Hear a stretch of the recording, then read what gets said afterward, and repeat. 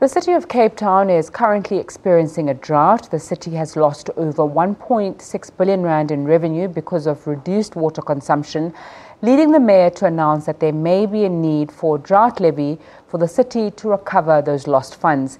If implemented, this levy would see certain residents pay between 40 rand and over 150 rand per household.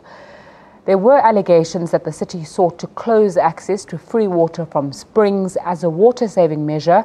For more on this, I'm joined by businessman and community activist Riyaz Rawoot, who formed a petition to stop the city from blocking access to spring water.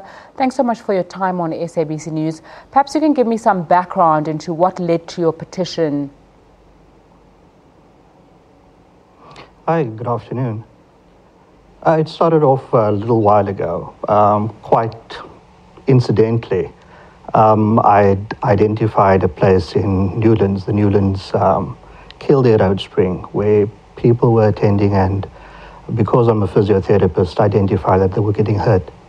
And I took it upon myself, after gaining permission, to develop the area. And as it happened, the drought started. People came around about April, and there were rumors of it being closed, and that started the first petition. And from there, the second petition went on, and this was asking the powers that be to open up more of the springs and streams to the residents of Cape Town. What has the response from the city been to you asking for this opening up of springs? Well, this far, no comment. The latest mail that was sent to them was about 3 weeks ago. So you have had no response from the city in terms of them allegedly blocking access to these springs and your petition, is that correct? That's correct. Whether yes or no, we don't know. Okay, so I've read an article which says that there has been a response saying that it's not certain that they are going to close access. There were discussions perhaps with the Kildare Spring in Newlands, but nothing came of that. So at this moment, the city is not going to limit access. But seeing that there is a water crisis in Cape Town, would it not be fair, if I'm coming from the city's point, to say we need to regulate how people access this water to make sure people aren't perhaps coming with water tankers and selling the water later? Definitely, people have to be responsible in how they use the water and in what quantity. And there are bylaws in place that police that already.